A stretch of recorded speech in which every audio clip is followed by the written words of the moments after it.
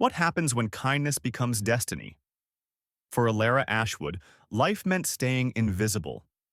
As the lowest-ranked Omega in the Silvercrest pack, she'd learned early that silence kept you safe and servitude kept you fed. She tended the sick, cleaned the Alpha's manor, and swallowed every insult with a smile that never reached her eyes. But when Alpha Thorn Blackridge rejected her as his fated mate in front of the entire pack during the Harvest Moon ceremony, severing their bond with a silver blade and his own cruel words, everything changed. The magic binding her true power shattered. And what happens next? No one was prepared for.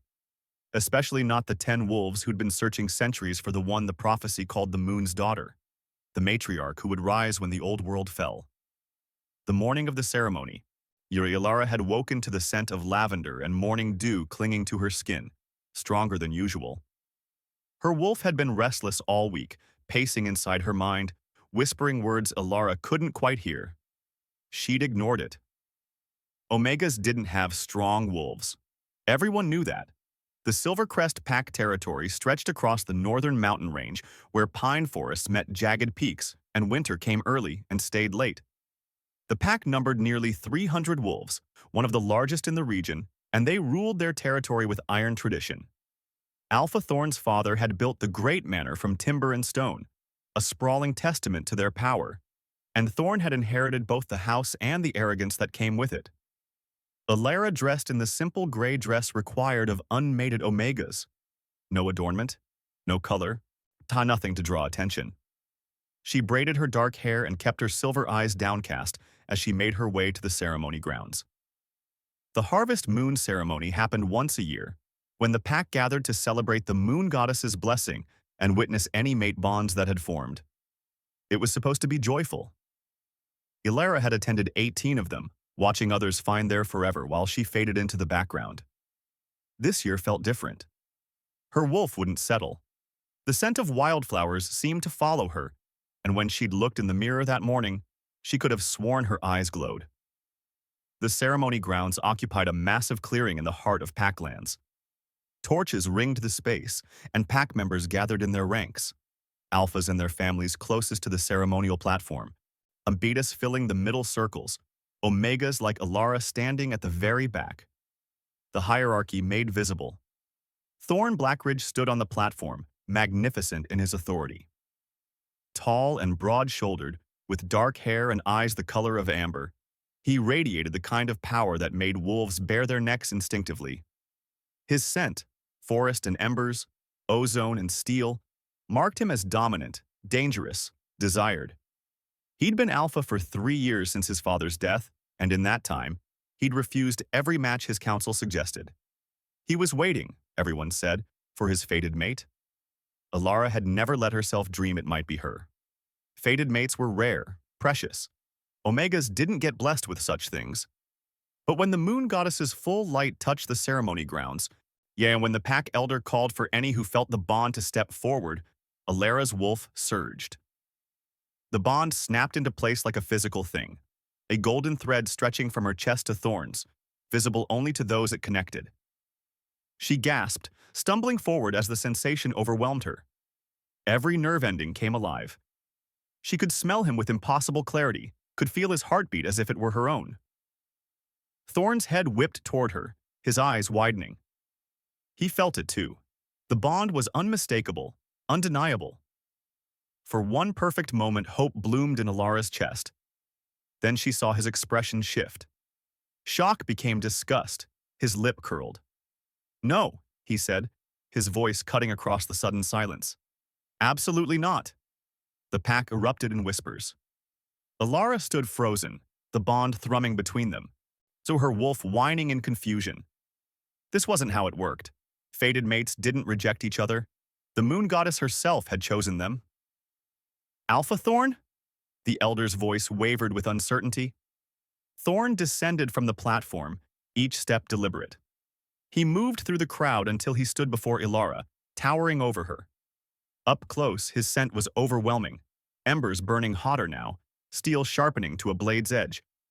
Anger, revulsion. "You think I would accept an Omega as my mate?"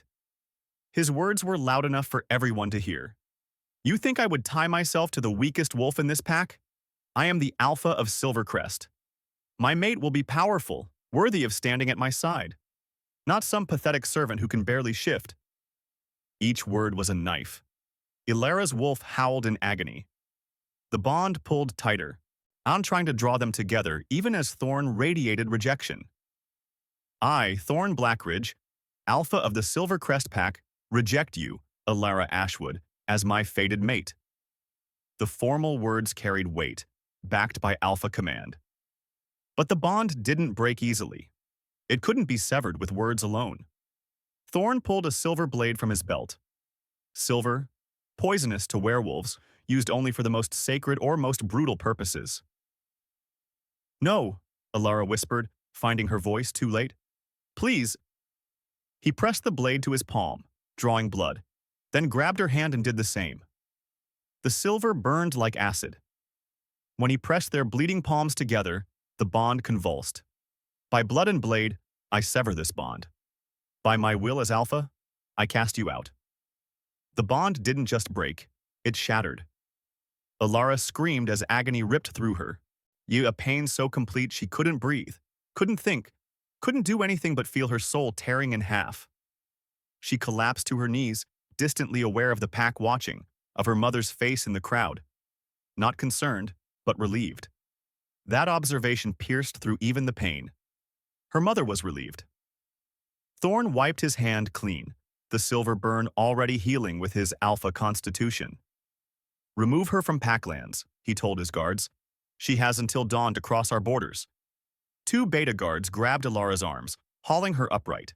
Her legs wouldn't support her weight. The pain was subsiding into a hollow numbness that felt worse. Where the bond had been, there was now just nothing.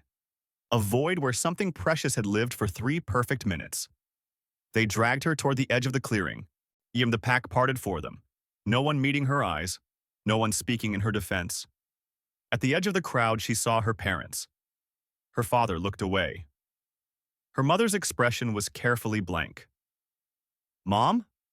Ilara's voice broke. Her mother said nothing, turned her back, walked away.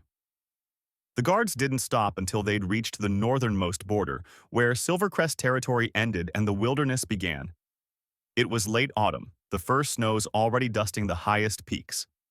At night, temperatures dropped below freezing. Ilara wore only her ceremony dress and had no supplies, no shelter, no way to survive. Please, she said to the guards, at least let me get my things. Alpha's orders, one of them said, not unkindly. You're banished. You cross back into Packlands, you'll be killed as a rogue. They left her there, or at the edge of survival, and walked away. Ilara stood shaking, not entirely from cold. The shock was fading, leaving behind a clarity she'd never experienced before. Thorn had rejected her. Her pack had cast her out.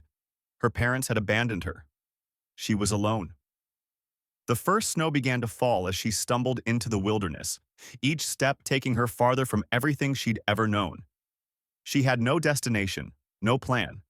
She just walked, because stopping meant accepting she was going to die out here, and some stubborn part of her refused. The snow fell harder. Wind whipped through the trees, cutting through her thin dress. Ilara's fingers went numb, then her toes.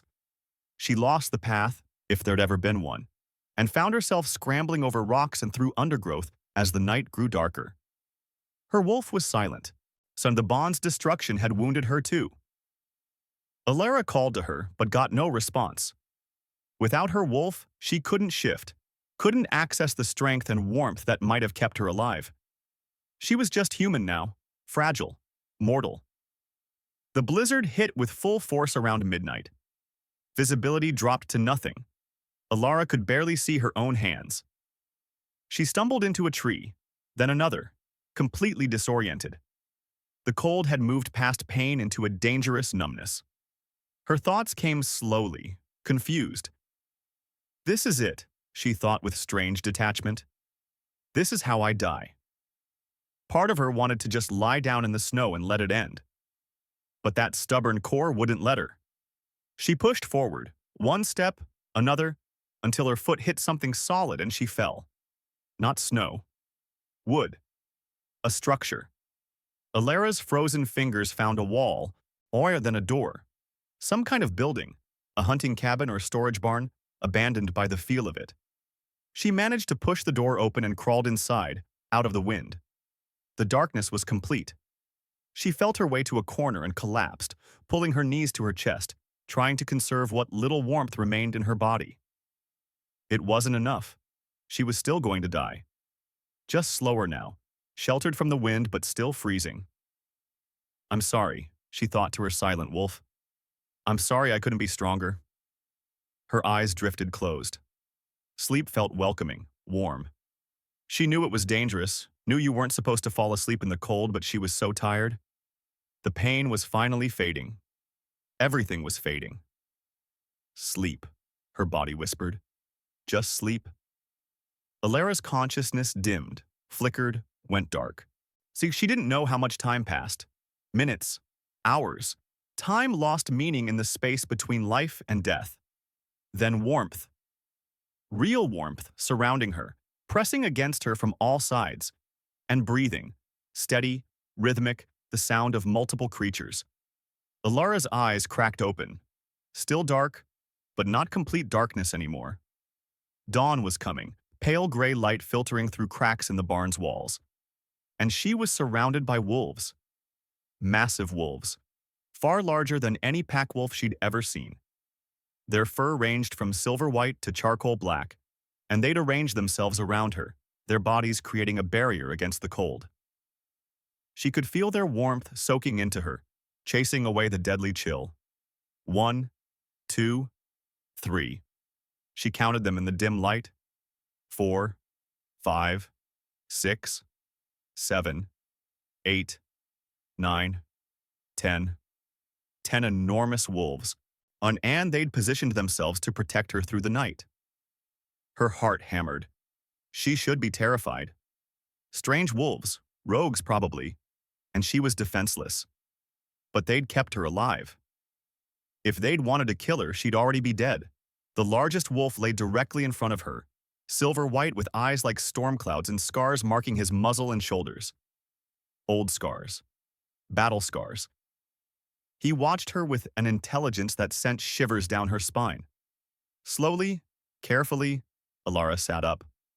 The wolves didn't move away, but they were all awake now, all watching her. Thank you, she whispered. Her voice was hoarse from screaming the night before. You saved my life. The silver-white wolf's eyes seemed to glow in the growing light. Then, impossible as it seemed, he began to shift.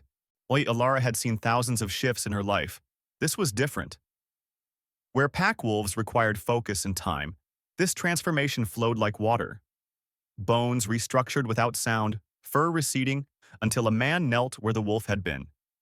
He was older than Thorn, maybe mid-30s, with silver-white hair and those same storm-gray eyes. Scars marked his body, chest, arms, face. He wore simple black clothing that had appeared during the shift, some kind of magic Alara didn't understand. His scent hit her. Aged oak and winter snow, pine and gathering storms. Power and protection and something ancient. We've been waiting for you, he said, his voice deep and rough with disuse. Alara stared. What?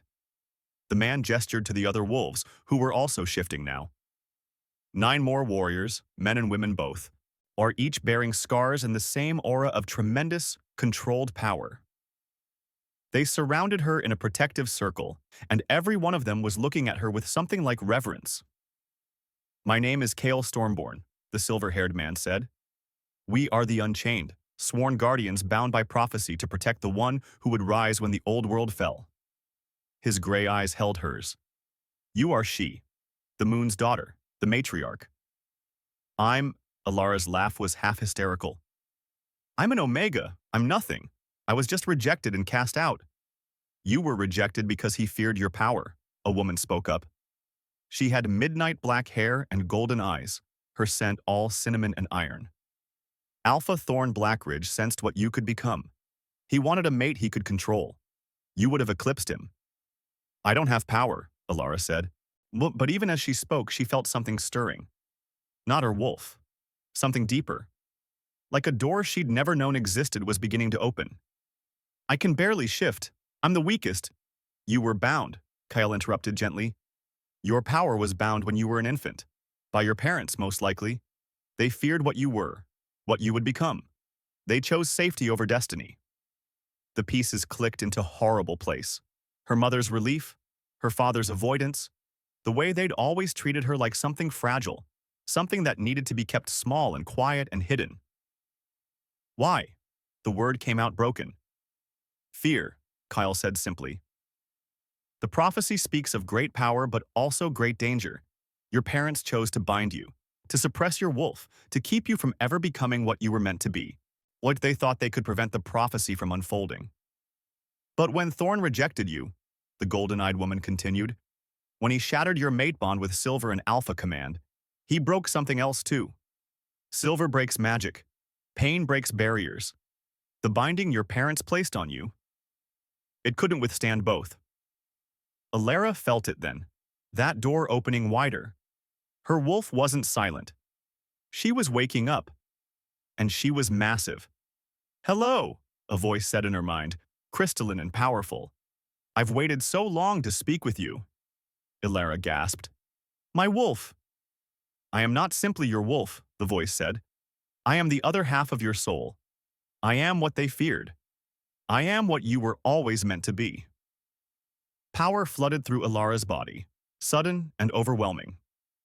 She cried out, falling forward, and Kyle caught her.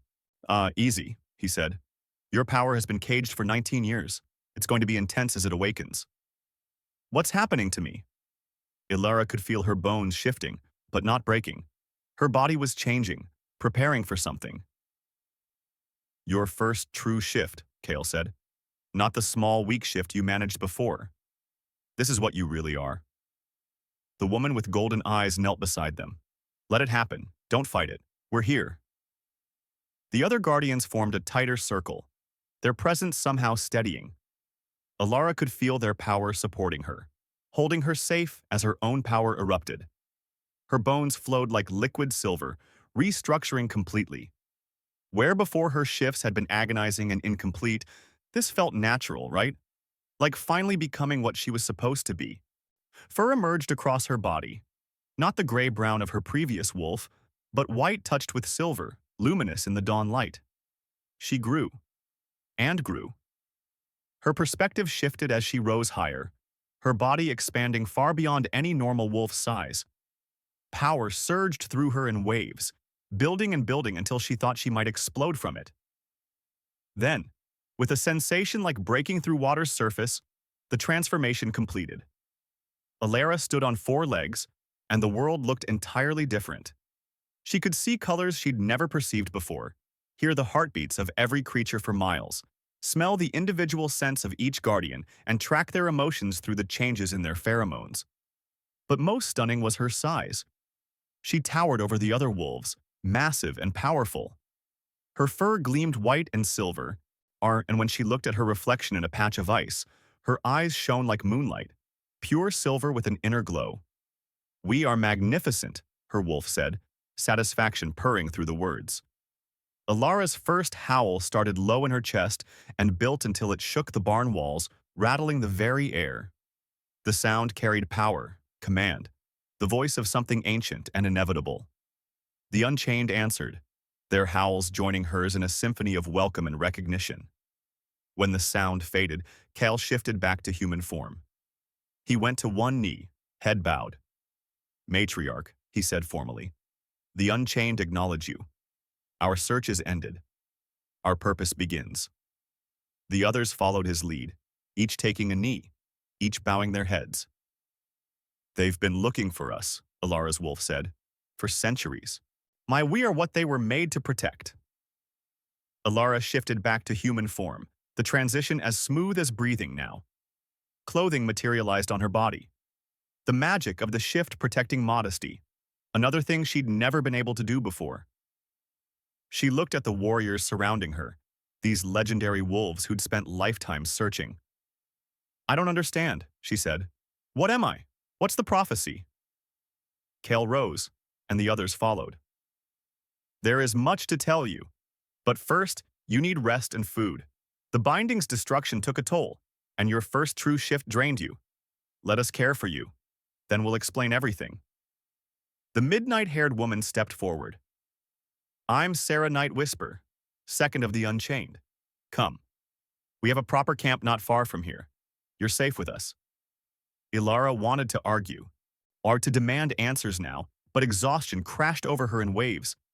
Sarah was right. The shift had drained her completely. She nodded, and Sarah offered her arm. The camp was hidden in a cave system deep in the mountains, far from pack territories. The Unchained had carved out a home here, not primitive, but comfortable. Furs covered the floors, and a fire pit in the main cavern provided warmth. Supplies lined the walls, and the scent of food made Ilara's stomach clench with hunger. They fed her first, roasted meat and root vegetables, fresh water from an underground spring. Only when she'd eaten her fill did Kale begin the story. 2,000 years ago, he said, before the packs divided and territories formed, all wolves answered to one ruler, the matriarch. She was chosen by the moon goddess herself, blessed with power beyond any alpha, tasked with maintaining balance between wolves and the natural world. The others gathered around as he spoke, their expressions reverent. But power breeds envy. A faction of alphas, believing themselves superior, challenged the matriarch's authority. War came. The matriarch won, but at tremendous cost. She foresaw that her line would be hunted, that future matriarchs would be killed as infants to prevent their rise. So she created us. Kale gestured to the assembled guardians. The Unchained, 10 warriors, bound by magic and oath to search through the ages until the prophecy fulfilled itself. We don't age as others do. We don't die easily. We exist for one purpose, to find and protect the matriarch when she returns. And the prophecy? Ilara asked. A female guardian with red hair and amber eyes spoke. Buck, when the old world falls to arrogance and pride, when the moon bleeds and power corrupts, the moon's daughter will rise from rejection and pain. She will be marked by silver eyes and white fur, blessed with the voice that commands, the touch that heals, the power that leads. She will come when all seems lost, and she will restore balance or see the world burn in trying.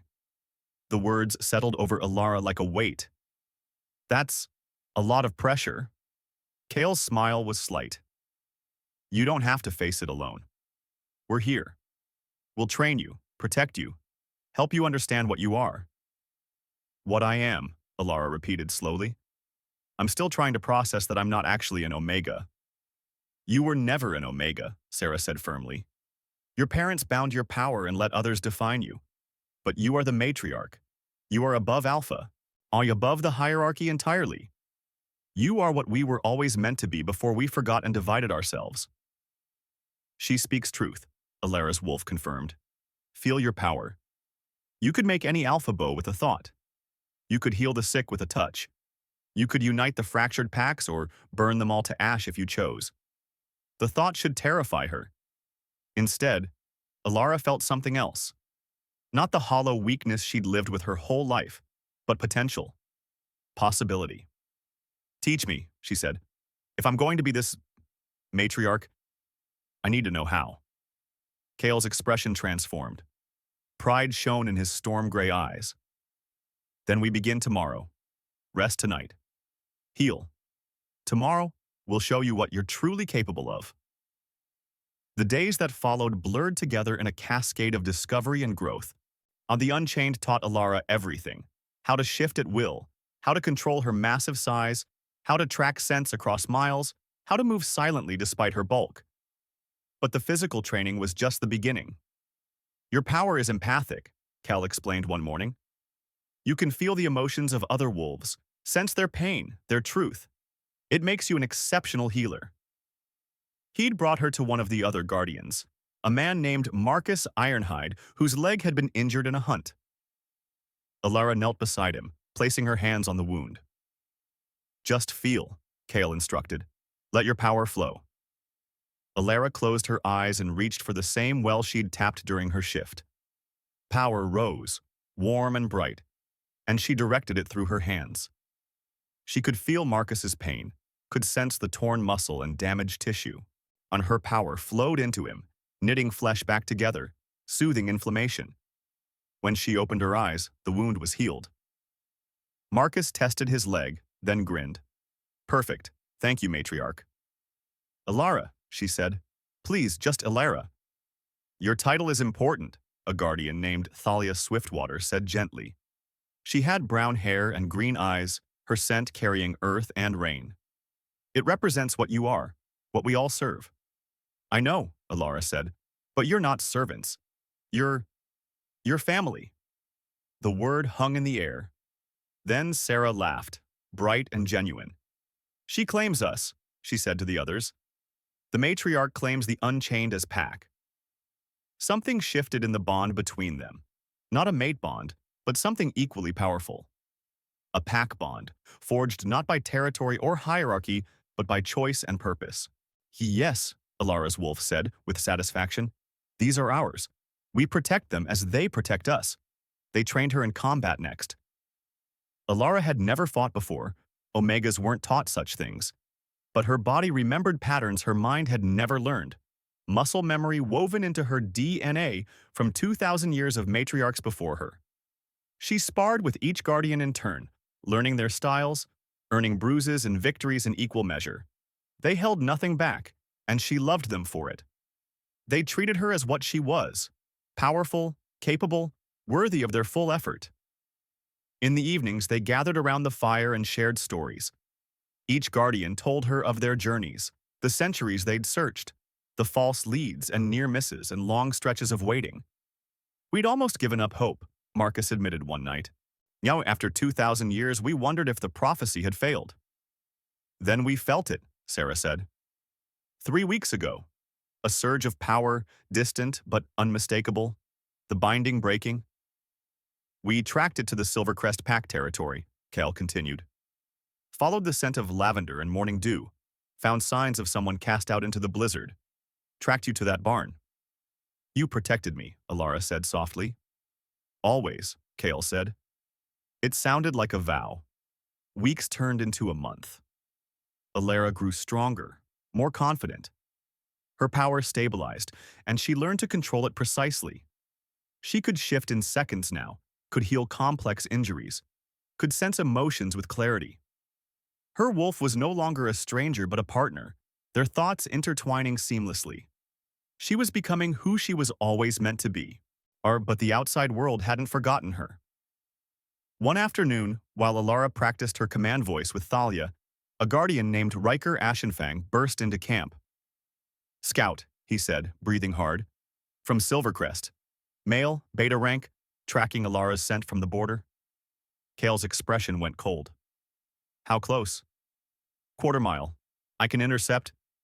No, Alara said. Her voice carried authority now, natural and unquestioned. Let him find us. It's time. Matriarch, Kale began. They threw me out to die. They need to see what they created when they did. Alara stood, feeling her power rise. Her eyes glowed silver, and the scent of wildflowers intensified. Besides, if Silvercrest sent a scout, they're planning something. I'd rather know what. The scout arrived minutes later, a young beta named Cole who'd never been cruel to Alara, but had never defended her either. He stumbled into the clearing and froze, his eyes widening as he saw her. Alara? His voice cracked. You're alive. Surprised? She kept her tone neutral. We thought... Cole swallowed hard. Everyone thought you died in the blizzard. Your scent disappeared. The Alpha said good riddance. Something dark flickered in Alara's chest. And yet here you are, tracking me. Why? Cole's scent shifted. Fear, mainly, but also duty. The Alpha learned you survived. He sent me to confirm it and report your location. And then? Cole's silence was answer enough. He's coming to finish the job, Kyle said flatly. Can't have a rejected Omega surviving his judgment. All you makes him look weak. Let them come, Alara's wolf growled. Let them see what we've become. How many? Alara asked Cole. 20 warriors, all high-ranking. The Alpha leads them himself. Cole paused. There's more. Thorn brought Lyanna Redmoon. Sarah hissed. Lyanna Redmoon, a female alpha from a neighboring pack, beautiful and vicious, known for her cruelty. Alara had seen her at interpack gatherings, had watched her mock and humiliate Omegas for sport. Lyanna's been courting Thorn for months, Cole continued. She wants to be Luna of Silvercrest. With you dead, there's no fated mate in the way, just a chosen bond. Politics, Marcus spat. When do they arrive? Alara asked. Tomorrow at dawn. They're camped at the border now. Cole met her eyes. Alara, run. You can't fight them. 20 warriors plus an alpha and Lyanna. You'll die. Alara smiled, and it wasn't kind. Tell them I'll be waiting. What? You heard me. Go back to your alpha. Tell him the Omega he rejected and threw away will be here at dawn. Tell him to bring everyone he wants. It won't be enough. Cole stared at her like she'd lost her mind. Maybe she had. Or maybe she'd finally found it. Go, Cale said coldly. Deliver the message. Cole fled, crashing through the underbrush in his haste. When his scent faded, Sarah turned to Alara. Bold move. I'm tired of running, Alara said. I'm tired of being afraid. They tried to kill me. Now they're coming to finish it. But I'm not the weak Omega they knew. I'm the matriarch, and it's time they learned what that means. The Unchained looked at each other, some communication passing between them. Then, as one, they smiled. Zero, we'll make preparations, Cale said. If you're going to make a stand, let's make it unforgettable. They worked through the night, planning strategy, setting the stage. The clearing outside the cave would be the battlefield. Open ground, no cover for the attackers. The Unchained would remain in human form until needed, letting Alara handle the confrontation. They need to see you, Cale said. Need to understand what they threw away before we show them the cost of that mistake. Dawn came cold and clear. Alara stood in the center of the clearing, wearing simple black clothing, her hair loose around her shoulders. The Unchained flanked her in a loose semicircle, relaxed but ready. The scent hit first, forest and embers, ozone and steel. Thorn was coming. They emerged from the tree line like a wave. 20 wolves in fighting formation, all shifted, all massive and dangerous. They spread out, encircling the clearing. At their center, Thorn in his dark-furred alpha form, easily twice the size of his warriors. And beside him, a she-wolf, the color of fresh blood. Lyanna Redmoon. Her scent, cinnamon and iron, blood and cruelty, made Alara's wolf snarl. Mine to kill, her wolf said possessively. The wolves shifted back to human form, the better to talk. Thorn stepped forward, his amber eyes scanning Alara with disgust that shifted to uncertainty when he saw her confident stance. So the Omega survived, he said. Impressive. But this ends now. Does it? Alara's voice was calm. You rejected me. You cast me out. You tried to kill me with exposure. What more could you possibly want? You lived, Lyanna said, stepping forward. You know, she was beautiful in that cold, sharp way. Red hair, emerald eyes, a body that commanded attention. That's unacceptable. A rejected mate who survives makes the alpha look weak. People start to question. Was the rejection right? Was she truly unworthy? So this is political, Alara said. You want me dead so Lyanna can claim the Luna position without doubt. Smart for an Omega, Lyanna sneered. Yes, your existence is inconvenient. Your death solves that. Thorn looked uncomfortable. Alara, you should have died. It was supposed to be clean. But you survived and now you have to murder me yourself instead of letting the blizzard do it, Alara finished. How noble. Enough, Lyanna snapped. Kill her. Kill all of them. Wait, one of Thorn's warriors said. Alpha, the male's with her. I don't recognize their scents. What pack are they? Cale smiled, slow and dangerous. We don't belong to packs. Rogues? Thorn's disgust deepened. You fell in with rogues? Perfect. Makes this even easier. Killing rogues is practically a service. We're not rogues, Sarah said pleasantly. We're so much worse. Lyanna lost patience. With a snarl, she shifted and lunged at Alara, all crimson fur and snapping teeth. She never landed. Alara shifted mid-lunge, her transformation instant and seamless. She met Liana in midair, except Alara's wolf was 3 times Liana's size, massively outsized and radiating power that made reality seem to bend. One swipe of Alara's paw sent Liana crashing into the ground with bone-breaking force. The she-wolf didn't get up, just lay there whimpering, ribs cracked, pride shattered. The clearing went absolutely silent, or Alara shifted back to human form, not even breathing hard. I am not an Omega. I was never an Omega. My power was bound to protect your fragile peace. Your rejection broke that binding. Congratulations, Thorn. You freed the very thing your ancestors feared most. What are you? Thorn's voice shook. Before Alara could answer, the Unchained shifted. They weren't wolves. Not normal wolves. They transformed into something out of legend, dire wolves from the ancient times, each one the size of a bear, marked with scars and glowing eyes and power that made the air shimmer. 10 mythic guardians, each worth a dozen alpha wolves in combat. Thorn's warriors cowered. Several shifted back to human form involuntarily, their wolves too terrified to maintain the transformation. I am the matriarch, Alara said, letting her eyes glow silver. I am the moon's daughter, prophesied and protected. I am what your arrogance created when you rejected me. And these, she gestured to the Unchained, are the wolves who have searched 2,000 years to find me. You brought 20 warriors. You could have brought 200. It wouldn't matter. Thorn dropped to his knees, not in submission, but because his legs gave out. Please, he whispered. Mercy. Kill him, Alara's wolf suggested. He deserves death. But Alara had learned something in her month with the Unchained. Power wasn't just about dominance, it was about choice. Stand up, she commanded. Thorn rose on shaking legs. You rejected me because you wanted power more than destiny. You brought Liana because you wanted political advantage over the blessing of the moon goddess. You came here to murder me because my survival was inconvenient. These are the choices of a weak alpha who rules through fear rather than wisdom. Alara stepped closer, and Thorn flinched. I could kill you. I could kill all of you. I could take Silvercrest for myself and rule it as the pack should have been ruled all along. But I won't. Because unlike you, I don't let fear guide my choices. She turned to address all the warriors. You will return to Silvercrest. You will tell them what you saw here today. You will tell them the matriarch has returned, and these mountains, she swept her arm across the landscape, are now my territory. Any pack that respects the old ways, that treats all wolves with dignity regardless of rank, will have my protection. On any pack that continues the tyranny of cruel alphas will answer to me.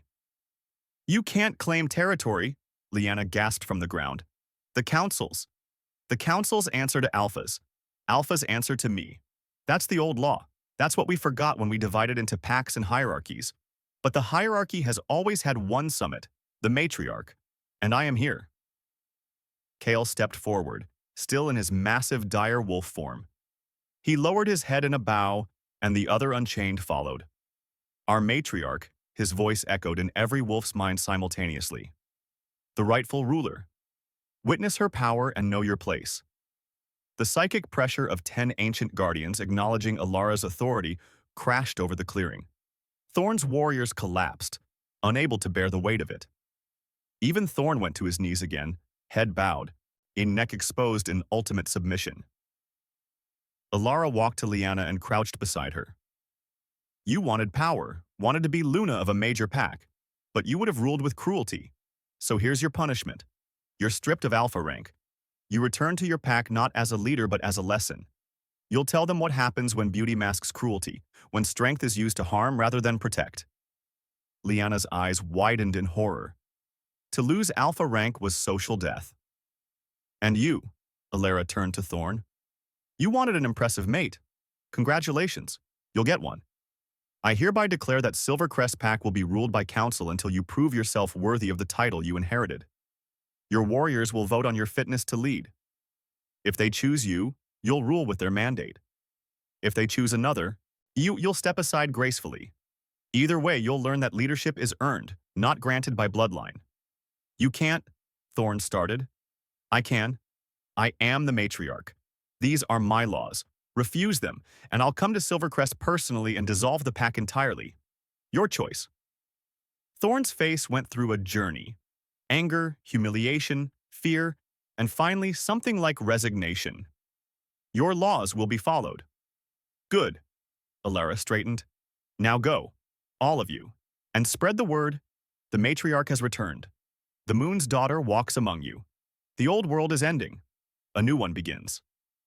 The Silvercrest wolves fled, half carrying their wounded, dragging the stripped Lyanna between them.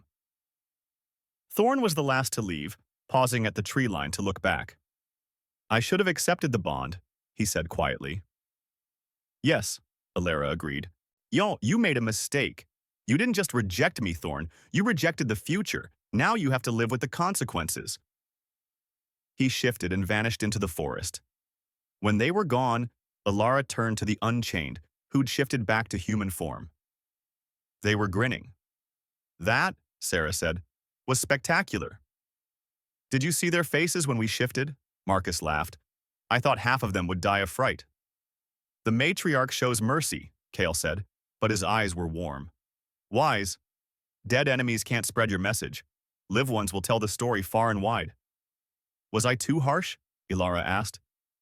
You were perfect, Kyle said. He stepped closer, and there was something new in his storm-gray eyes. Something that made her pulse quicken. You claimed your power. You set new laws. You showed strength and mercy in equal measure. You are everything the prophecy promised.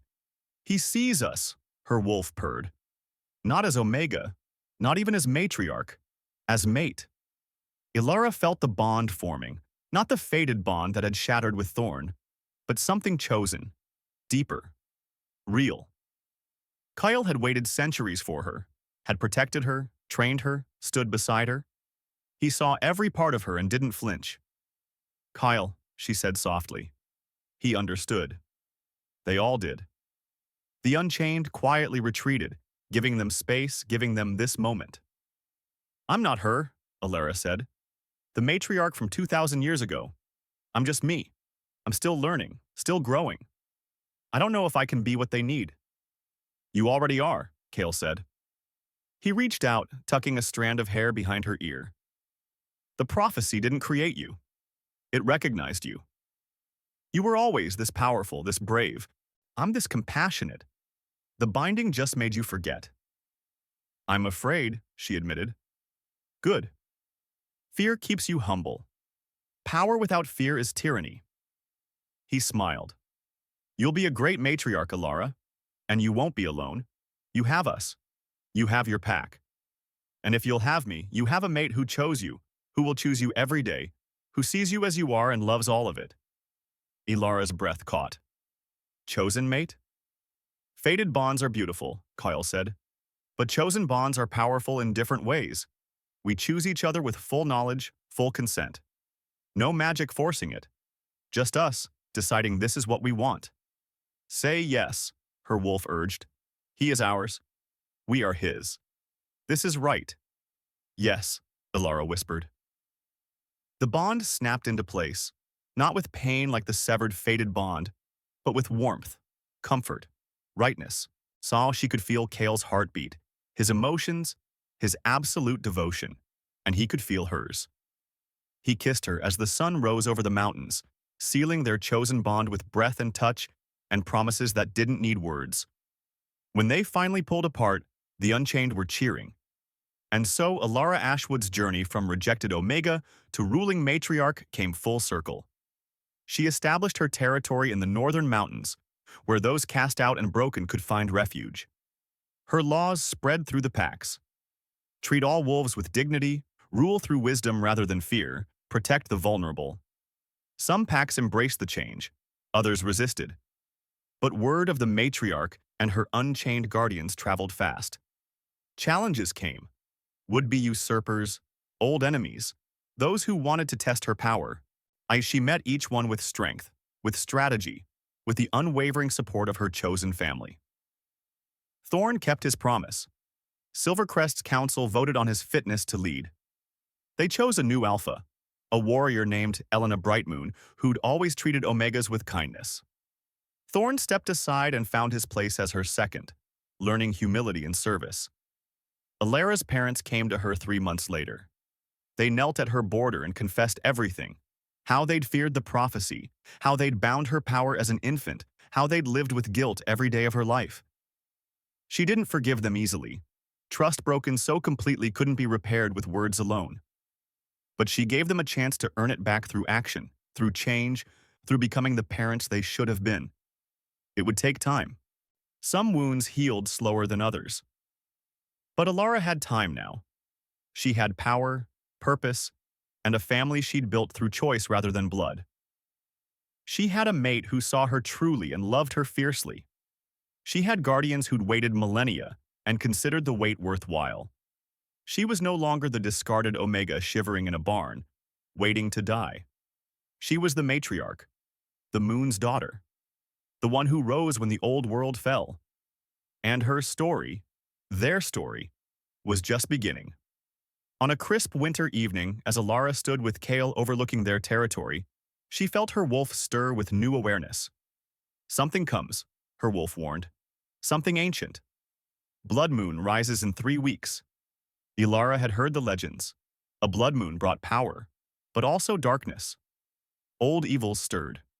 Ancient enemies awakened. Must let them come, Alara said, feeling Kale's steady presence beside her, the unchained devotion surrounding her. We'll be ready.